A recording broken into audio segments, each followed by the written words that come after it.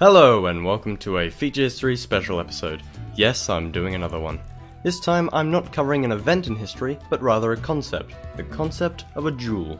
A battle of one-on-one combat done in order to protect honor or gain respect. Now, why am I covering this instead of the request for the Yugoslav or Great Northern War that you put in every video? Well, because this is the most elaborate way I could convince you to buy Mordhau.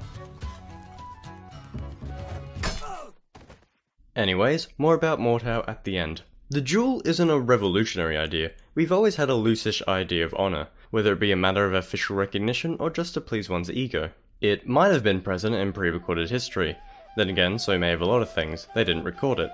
Tribal rituals present in Maori, Aboriginal and indigenous Brazilian cultures did contain one-on-one combat, so I could only assume that other tribal cultures had the same.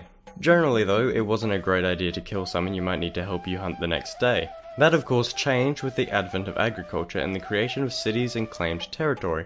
The whole war thing started to happen, and so perhaps duels may find their place there. Well, in fact, they did. Champion warfare. The best of the best from opposing sides met in no man's land to prove their might. Sounds fantastical, because it most likely was. Records of such a thing appear solely in tales such as the Iliad and the Hebrew Bible, which aren't exactly peer-reviewed sources, are they? These stories didn't only appear in Mediterranean societies, just about every literate culture had their 1v1 me legend. Champion warfare though wasn't just all make-believe, it did actually happen in pre-Islamic Arabia, Japan, Russia, the other countries. For its role in early antiquity, however, we only possess legend. Now, duelings may not have happened in the battlefield, but it probably did happen in this massive building in the middle of Rome. Now before you say those weren't duels but an orgy of blood and violence amongst the enslaved, you're wrong. Before you slightly smugger and self-assured history nerds start writing in the comments that gladiatorial combat was a sport and had nothing to do with honor, a man who fought well would gain respect, so therefore honor, so therefore The tradition of gladiators spans all the way back to Rome when it was but a wee boot on the underbelly of tribal Europe, and it only continued and expanded from there. It featured not slaves thrown to animals or other slaves, but stars willing to test their skills and put on a show. They'd perform exotic forms of combat in one-on-one scenarios where most of the time no one actually died. The sports and its arenas were a testament to Roman civilization, and they showed it proudly. But as money dwindled and Christianity was brought in, it fell into decline, until being made illegal in 438 AD. As we all know, Rome fell, but the duels remained. The pagan practice of holmgang was adopted into Scandinavian law in the early Middle Ages. Holmgang could be used to solve a myriad of disputes, especially those of honor. So how does one holmgang?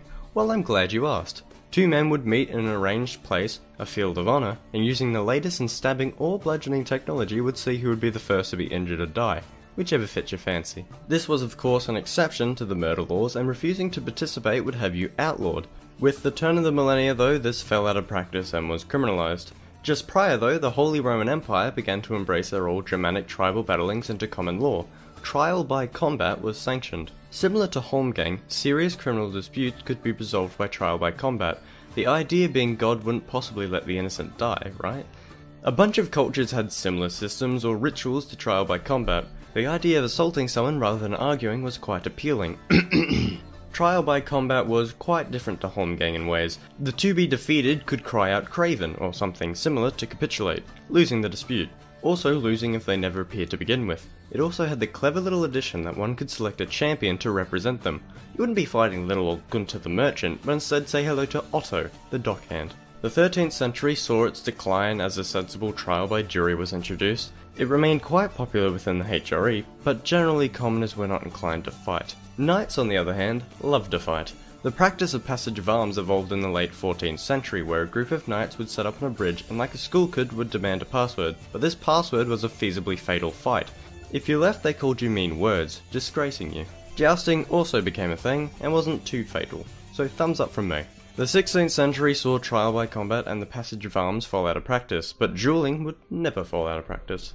The Renaissance gave way to the notion of a gentleman, a man of honor, and how would he protect this honor? In the most gentlemanly way possible, stabbing the fuck out of you. Inspired by the prior plethora of practices, the aristocrats, bureaucrats, diplomats, pussycats, and smelly rats took up dueling. It was quite simple. Upon offense, the offended would throw down the gauntlet. A gauntlet made of soft cotton, but a gauntlet nonetheless. A time and place was arranged and the gentlemen arrived with their seconds, who if they couldn't convince their superiors of this idea's low quality, would arrange their equipment. The duel was typically sabres, and beginning with the 18th century, pistols. More exotic options were available such as billiard balls, balloons, and even pork sausages.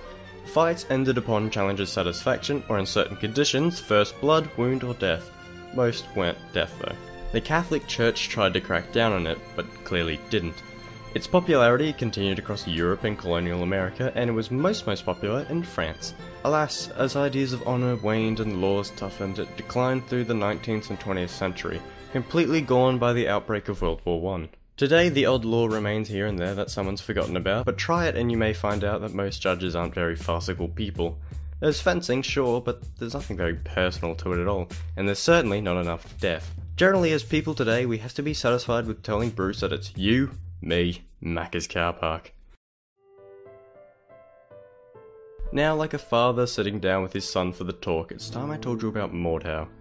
You may have thought to yourself, man, I want to play a multiplayer melee combat game, but just about everyone out there is crap, or aging, or a Ubisoft game. Well, now there's Mordhau, and it looks smashing.